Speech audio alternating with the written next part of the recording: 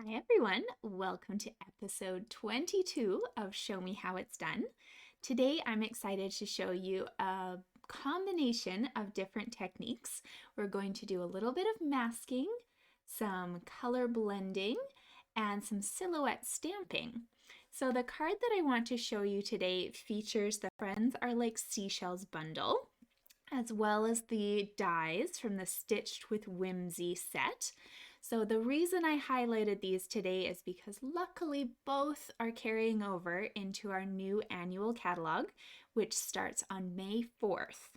So I just want to show you, before I teach you how to do the card, where I got this inspiration from. So the lovely Gina K Designs, she has her whole line of stamps and stuff, but I came across a card on Pinterest that was very similar to this one. Now it wasn't the same because what I've done is I took her color scheme with the color base and the three colors she chose to blend for her inks, and I used our Stampin' Up! Dragonfly Garden stamps instead of whatever set she had. She had a really cute one with some dragonflies and ladybugs, and so what I did was I thought, hey, I can use our Stampin' Up! Set right here, which many of you own, and I can recreate this card exactly like she did, just to have it in my own collection.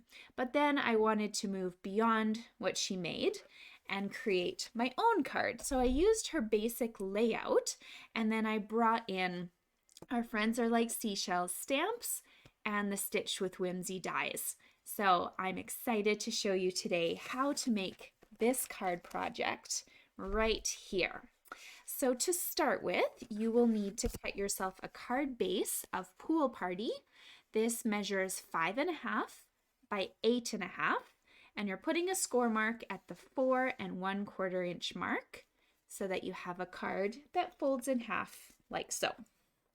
Now, just to get some pieces out of our way, we're going to put the pieces inside that we would be writing on. So I always like to have a template for us to do that.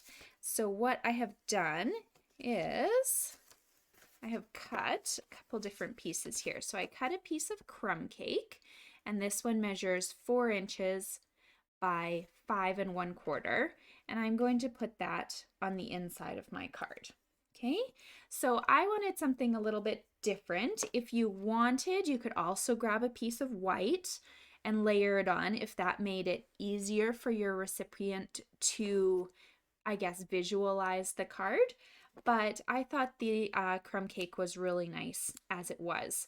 So if you want the extra white piece, you'll cut it down a little bit more to 3 3/4 by 5 inches. But this crumb cake is really, really cute on its own. We're going to just add that right into this space right here. Okay, so get that out of your way, and then we can work on the front of the card here. So the card base that I want to use is also a piece of crumb cake. It is a little bit smaller than this piece in the inside. So this one I have cut at 3 3/4 by 5 inches, and I'm going to pop it up on a few dimensionals so that it really brightens up the card image.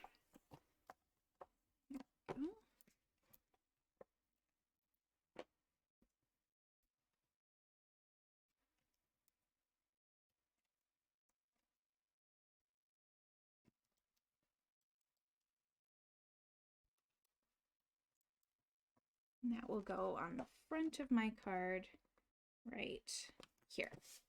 Okay, now the next piece that I want you to cut is, sorry, a little dirty, the piece that we're going to be using for the front here, okay? So this piece we're not attaching at the moment. We're just going to keep it blank.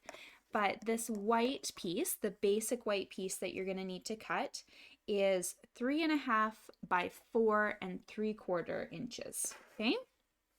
Now you can move everything else out of your way for the moment because you're going to need the Stitched with Whimsy die. This is the second largest one in the set. So if you're looking at your whole ensemble here, it's this guy that fits, not the largest, the second one that fits right on the front of a card. Okay, so I'm going to grab my machine and hopefully you can see my workspace here. So you'll notice with this die, it does not cut all the way through your paper. Instead, it simply just embosses on the top of it, okay? So this, you won't have this colored. I just wanted to make sure I was using the right paper. So here we go. We're gonna put that right in the middle of this section and roll it through. You can also do this step after you've done your inking. However, I notice sometimes the ink sticks to my plexiglass a little, so you'd have to wipe it off in order for that ink not to transfer to your next project. Okay, so you can do it either way. I just like to do it first and get it over with. Okay, so I've got that all ready to go. And what I've chosen to use as a base, just because I like something to hold my papers in place, is my Stamparatus. So I just have the foam mat under there.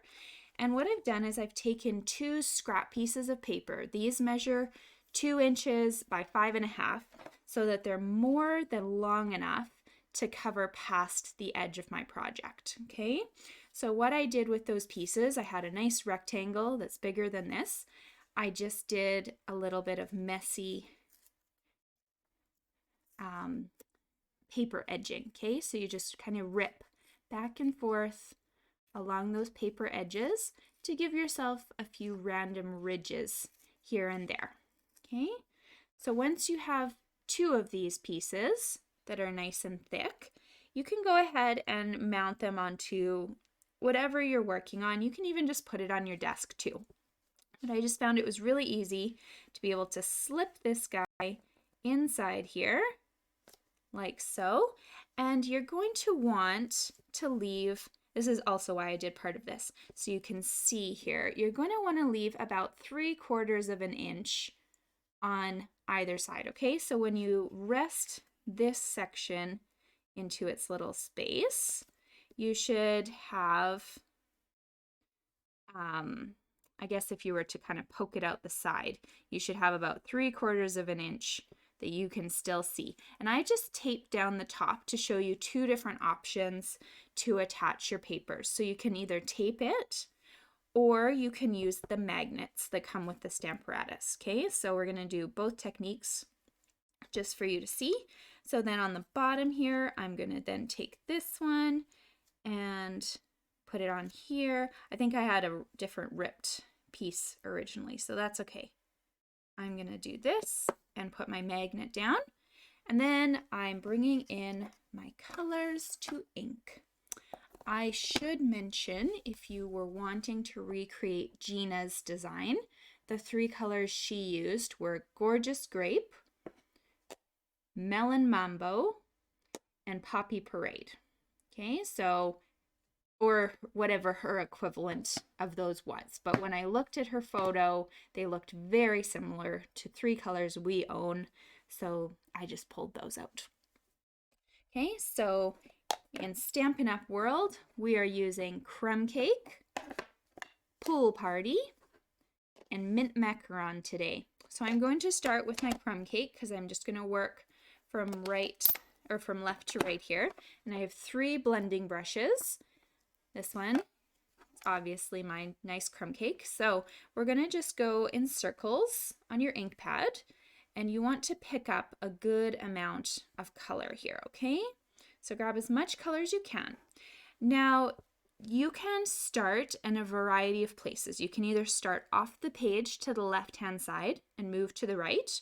You can start on the top or the bottom, but basically the intent is that when this brush touches paper, you want it to be somewhere off the card. So in case there's any weird material or excess inks, it will just show up on a different part of your card. Okay, so I'm going to start on the left-hand side, and sorry, I wish I was left-handed for you, but you won't really be able to see this one as much as my other 2 colors. but I'm just going to start building that color. And I wanted to show you the difference between my full color palette laid down and then just that little section that I've got only the tiniest bit of ink on right now. So I want, of course, to add more ink to that section so that it blends really nicely with the shade that I originally decided I wanted.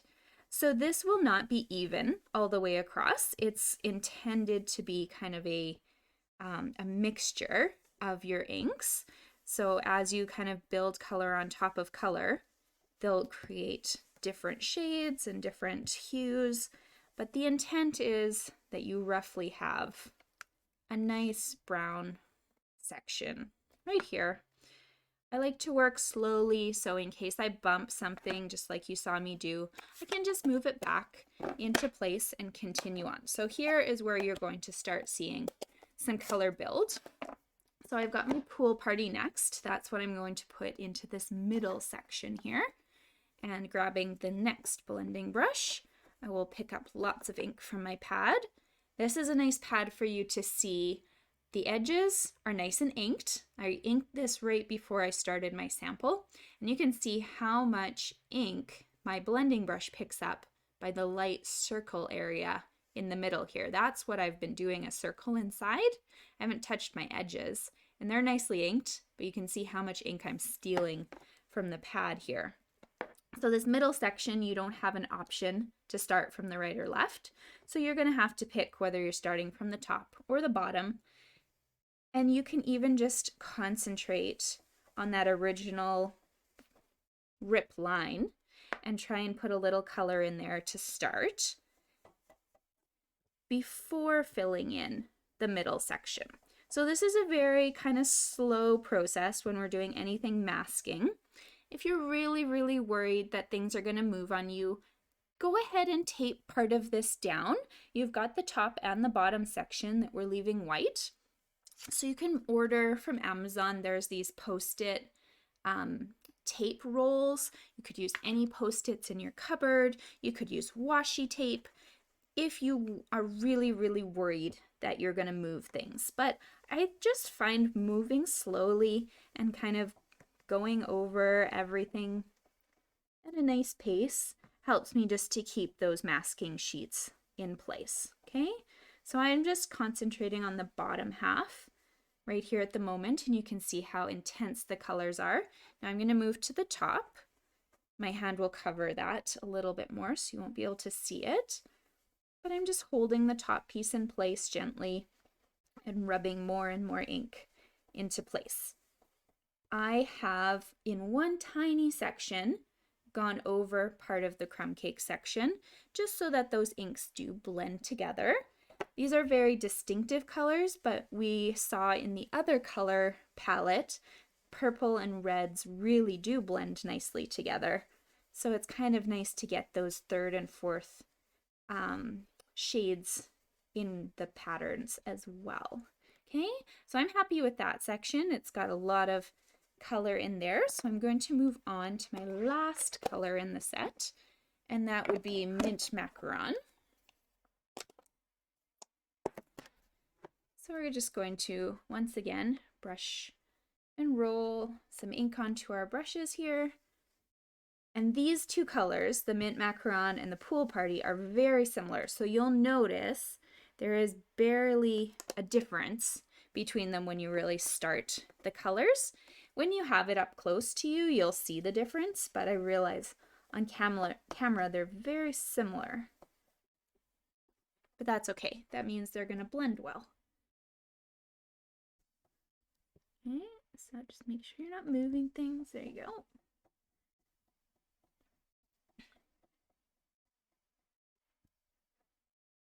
Perfect. So I think I'm done shaking the cameras on you.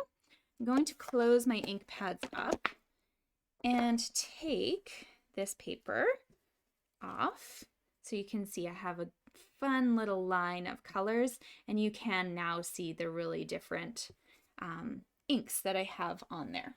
Okay, so this is the fun part. We're going to do a little stamping. This is the silhouette stamping. So we're doing zero coloring, zero colored inks. The only ink I'm using is the Tuxedo Black. So I'm going to start with my sentiment. I decided to make this a birthday card. And I'm putting that just right in the bottom section here. Happy birthday to my beautiful friend. And then I'm going to just do whatever assortment of shells I feel like, okay? So this one I decided to start with those big ones because I felt like they would take up the most space, and maybe I'll do them kind of opposite what I did originally. So we'll see how this turns out. I'm not copying my card, but it's kind of fun to play with what you've got. Okay, so we've got a couple big conch shells. I have them opposite corners and opposite of what I did originally. Let's grab a sand dollar because, you know, he's cute. And we'll maybe give that a little bit of focus in this section here. Okay, and then, oh, I have a nice amount of room. You know what? Let's grab that stamp set. There's a really cute other shell that I didn't have room for originally. So this guy here, he's cute. Let's add him. Okay. So it's really just a fun way for you to just start throwing all sorts of stamps from the set into your project all over the place, okay? You can use as many from the set or as few as you want, and you get a different look entirely when you mix up their placements. So we're going to now put this onto our card because it's ready to go, but I don't like working around my card in case I'm inky or something when I first start. So I'm going to just put some tape on there.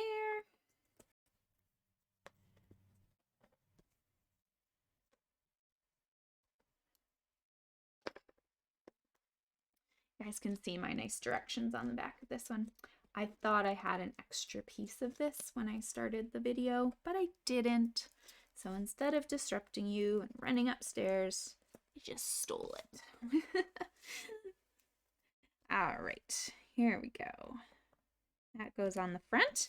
So this is adorable as it is, but I really liked the addition of just a few of our basic jewel rhinestones. And you can just kind of put those anywhere that there's some random open space. Okay, so this has no rhyme or reason, just throw them in so that you're kind of just giving a little bit of bling to your card. Okay, maybe move him up to the top. So just really fun and vibrant way to kind of bring a little bit of shine to your card.